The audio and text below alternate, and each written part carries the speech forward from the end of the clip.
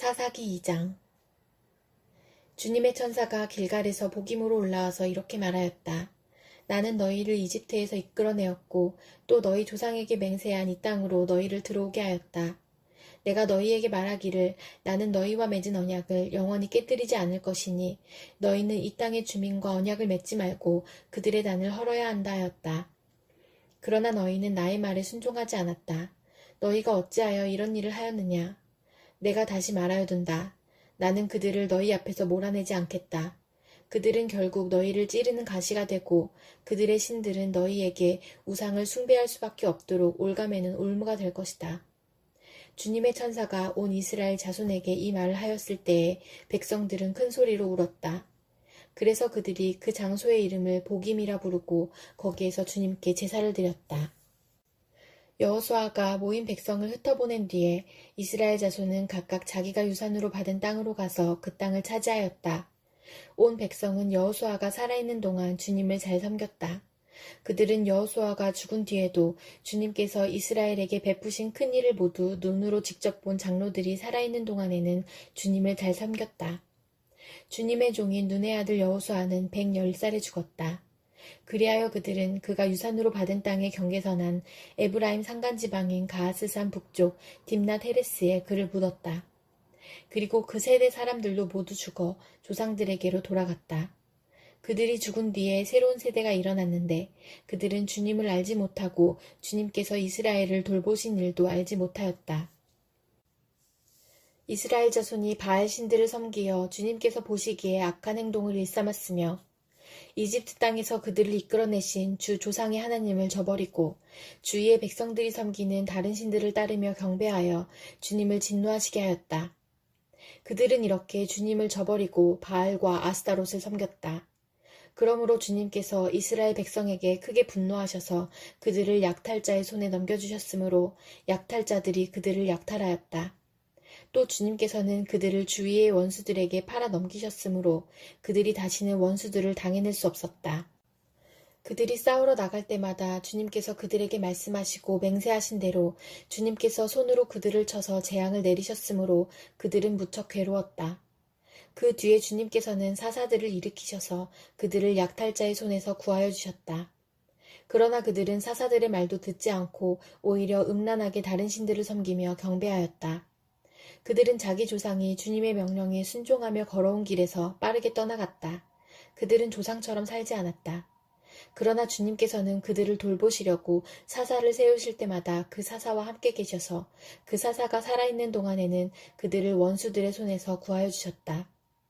주님께서 원수들에게 억눌려 괴로움을 당하는 그들의 신음소리를 들으시고 그들을 불쌍히 여기셨기 때문이다. 그러나 사사가 죽으면 백성은 다시 돌아서서 그들의 조상보다 더 타락하여 다른 신들을 따르고 섬기며 그들에게 경배하였다. 그들은 악한 행위와 완악한 행실을 버리지 않았다. 그러므로 주님께서 이스라엘 백성에게 크게 노하셔서 이렇게 말씀하셨다. 이 백성이 내가 그들의 조상과 세운 언약을 어기고 나에게 순종하지 않았다. 그러므로 나도 여호수아가 죽은 뒤에도 남아있는 민족들 가운데 어느 하나라도 더 이상 몰아내지 않겠다. 이렇게 하여서 이스라엘 백성이 나 주가 가르쳐준 길을 그들의 조상처럼 충실하게 걸어가는지 가지 않는지를 시험하여 보겠다. 그래서 주님께서는 다른 민족들을 얼른 몰아내지 않고 그 땅에 남아있게 하셨으며 여호수아에게도 그들을 넘겨주지 않으셨던 것이다. 사도행전 6장. 이 시기에 제자들이 점점 불어났다. 그런데 그리스 말을 하는 유대 사람들이 히브리 말을 하는 유대 사람들에게 불평을 터뜨렸다. 그것은 자기네 과부들이 날마다 구호 음식을 나누어 받는 일에 소홀히 여김을 받기 때문이었다. 그래서 12사도가 제자들을 모두 불러놓고 말하였다. 우리가 하나님의 말씀을 전하는 일은 제쳐놓고서 음식 베푸는 일에 힘쓰는 것은 좋지 못합니다. 그러니 형제자매 여러분, 신망이 있고 성령과 지혜가 충만한 사람 7을 여러분 가운데서 뽑으십시오. 그러면 그들에게 이 일을 맡기고 우리는 기도하는 일과 말씀을 섬기는 일에 헌신하겠습니다.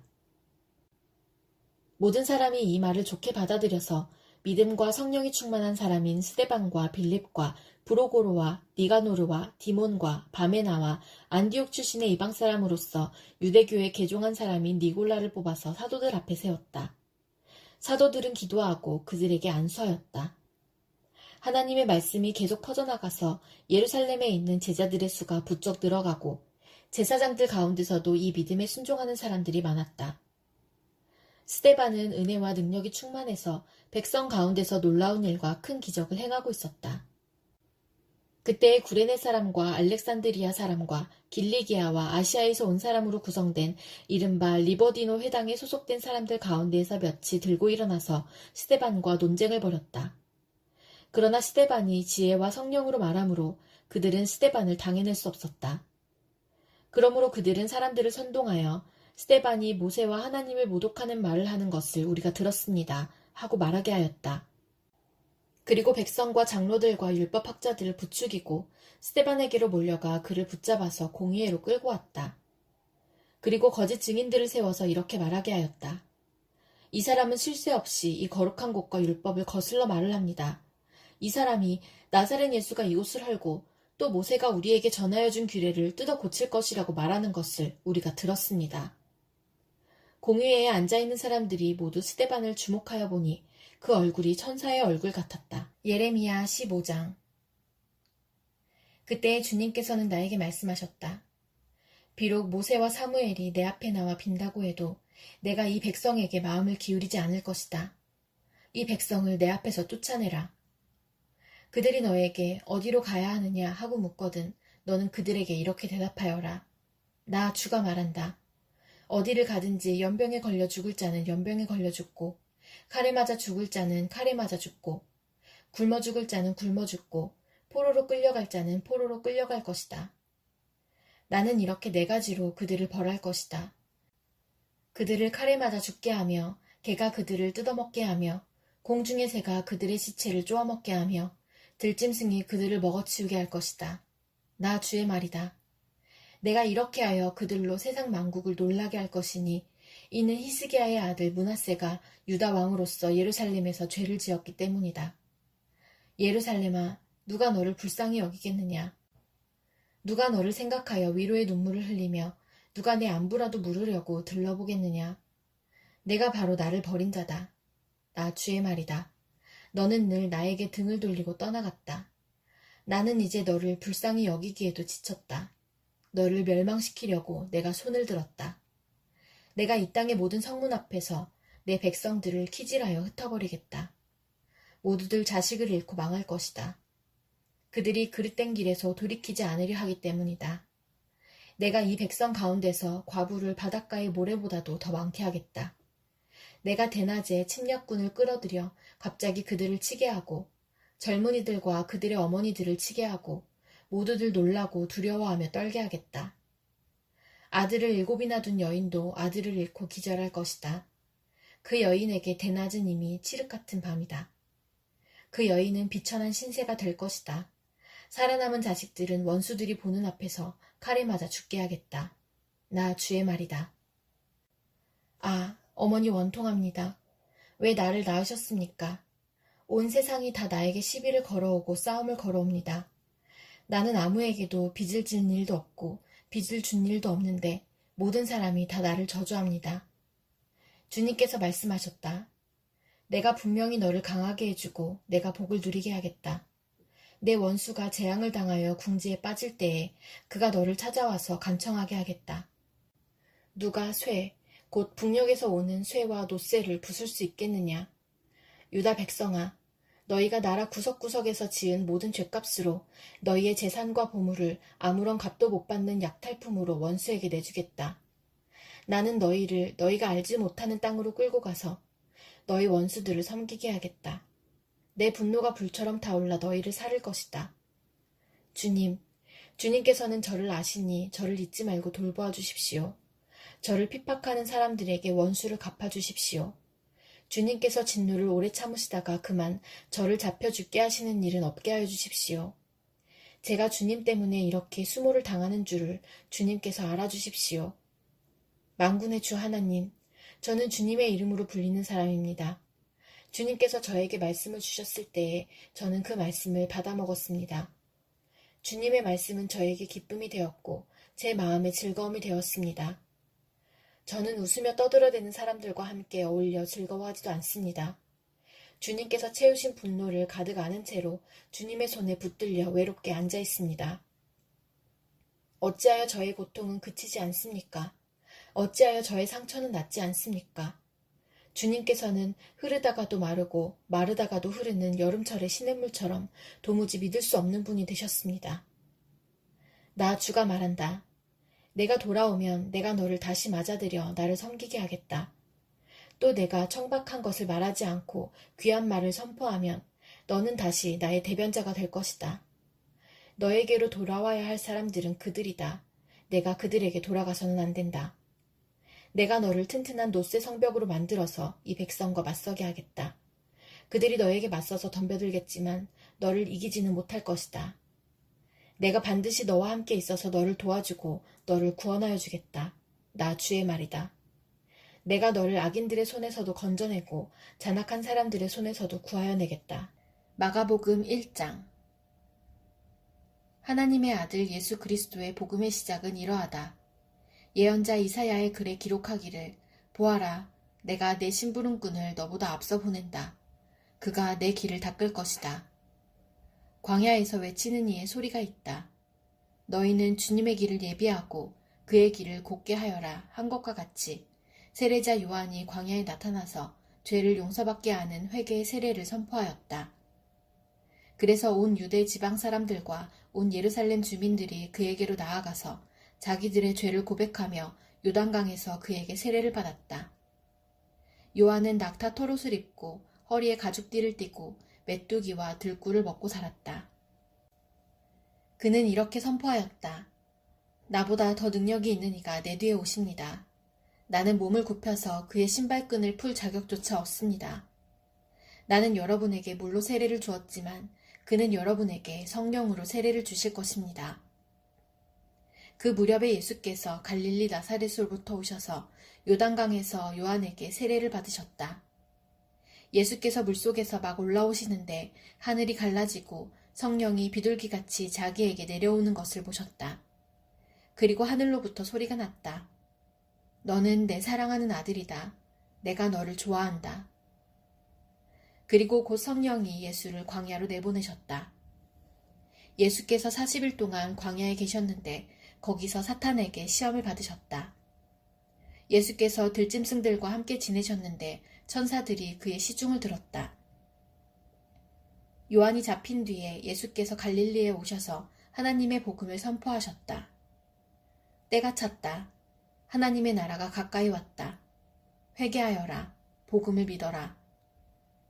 예수께서 갈릴리 바닷가를 지나가시다가 시몬과 그의 동생 안드레가 바다에서 그물을 던지고 있는 것을 보셨다.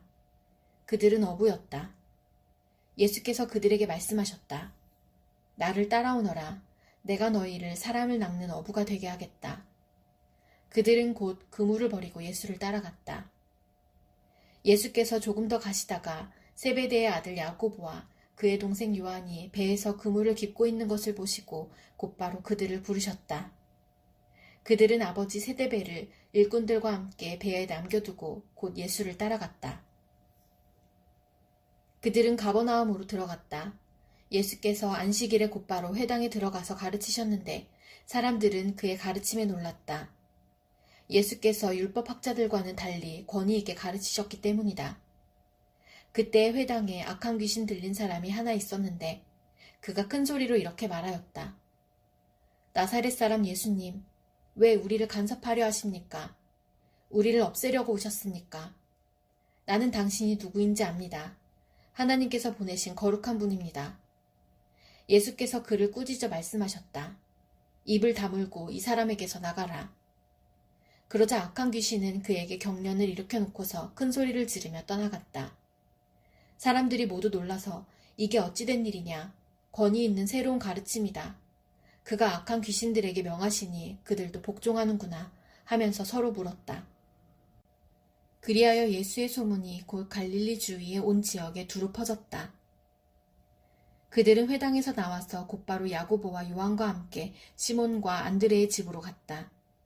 마침 시몬의 장모가 열병으로 누워 있었는데 사람들은 그 사정을 예수께 말씀드렸다. 예수께서 그 여자에게 다가가셔서 그 손을 잡아 일으키시니 열병이 떠나고 그 여자는 그들의 시중을 들었다. 해가 져서 날이 저물 때에 사람들이 모든 병자와 귀신 들린 사람을 예수께로 데리고 왔다. 그리고 온 동네 사람이 문 앞에 모여들었다. 그는 온갖 병에 걸린 사람들을 고쳐주시고 많은 귀신을 내쫓으셨다. 예수께서는 귀신들이 말하는 것을 허락하지 않으셨다. 그들이 예수가 누구인지를 알았기 때문이다. 아주 이른 새벽에 예수께서 일어나서 외딴 곳으로 나가셔서 거기에서 기도하고 계셨다. 그때 시몬과 그의 일행이 예수를 찾아 나섰다. 그들은 예수를 만나자 모두 선생님을 찾고 있습니다 하고 말하였다. 예수께서 그들에게 말씀하셨다. 가까운 여러 고을로 가자. 거기에서도 내가 말씀을 선포해야 하겠다. 나는 이 일을 하러 왔다. 예수께서 온 갈릴리와 여러 회당을 두루 찾아가셔서 말씀을 전하고 귀신들을 쫓아내셨다. 나병 환자 한 사람이 예수께로 와서 그 앞에 무릎을 꿇고 간청하였다. 선생님께서 하고자 하시면 나를 깨끗하게 해주실 수 있습니다. 예수께서 그를 불쌍히 여기시고 손을 내밀어 그에게 대시고 말씀하셨다. 그렇게 해주마. 깨끗하게 되어라. 곧 나병이 그에게서 떠나고 그는 깨끗하게 되었다. 예수께서 단단히 이르시고 곧 그를 보내셨다. 그때 예수께서 그에게 말씀하셨다. 아무에게도 아무 말도 하지 말아라. 가서 제사장에게 내 몸을 보이고 내가 깨끗하게 된 것에 대하여 모세가 명령한 것을 바쳐서 사람들에게 증거로 삼도록 하여라. 그러나 그는 나가서 모든 일을 널리 알리고 그 이야기를 퍼뜨렸다. 그러므로 예수께서는 드러나게 동네로 들어가지 못하시고 바깥 외딴 곳에 머물러 계셨다. 그래도 사람들이 사방에서 예수께로 모여들었다.